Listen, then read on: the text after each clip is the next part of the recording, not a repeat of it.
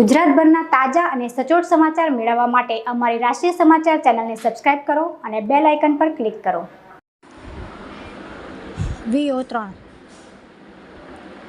સુરત સહિત દેશભરમાં ઘરેલુ હિંસાનો ભોગ મહિલાઓ મોટી સંખ્યામાં બની રહી છે અને સુરતમાં રહસ્યમય મોતના કિસ્સામાં પોલીસ પણ ગોથા ખાઈ રહી છે.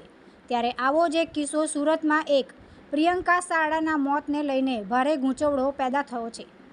રાજસ્થાનના જેસલમેર જિલ્લાના પોખરણના રહેવાસી પ્રિયંકાના લગ્ન મે 2023માં સુરતના રિંગ રોડ સ્થિત ટેક્સટાઇલ માર્કેટમાં કાપડના વેપાર કરતા आशीष चंपालाल सारडा साथे थया हता.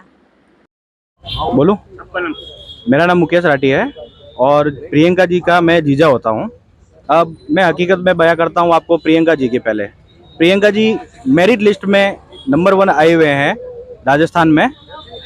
उनका स्वभाव एकदम शांत नेचर वाले हैं, एकदम शांत नेचर और मेरिट लिस्ट वाले बच्ची है वो. अब उसका शादी 11 महीने पहले यहाँ पे सूरत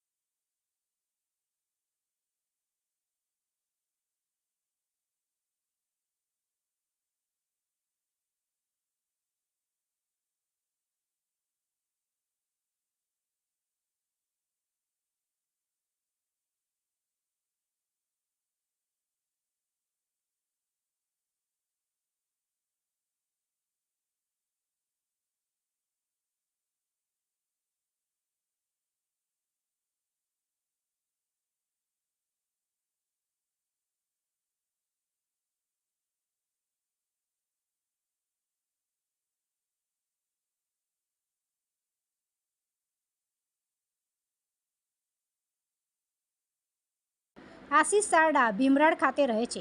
લગ્ન બાદ સાસરે રહેતી પ્રિયંકાને શરૂઆતમાં સાસરિયાઓએ સારી રીતે રાખી હતી, પરંતુ એકાદ મહિના બાદ પતિ આશીષ ઉપરાંત સાસુ જયશ્રીબેન ચંપાલાલ સહિત અન્ય લોકો દ્વારા તેના પર અત્યાચાર ગુજારવામાં આવતા તે ઘર છોડીને જતી રહી હતી.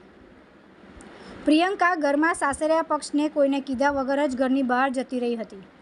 ઘરની બહાર ચપ્પલ પહેર્યા વગર દોડતી પ્રિયંકાના સીસીટીવી કેમેરાના દ્રશ્યો પણ જોવા મળ્યા છે.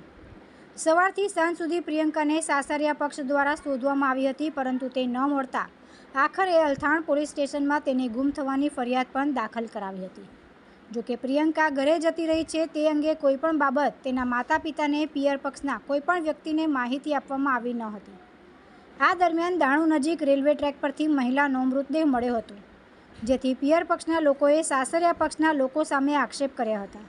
ત્યારે આજે રાજસ્થાનના મહેશ્વરી સમાજના લોકોએ સુરત પોલીસ કમિશનર કચેરીએ આવેદનપત્ર પાઠવ્યું હતું અને આરોપીઓ સામે કડક કાર્યવાહીની માંગ કરી છે. તુલસી શર્મા સાથે રાષ્ટ્રીય સમાચાર સુરત.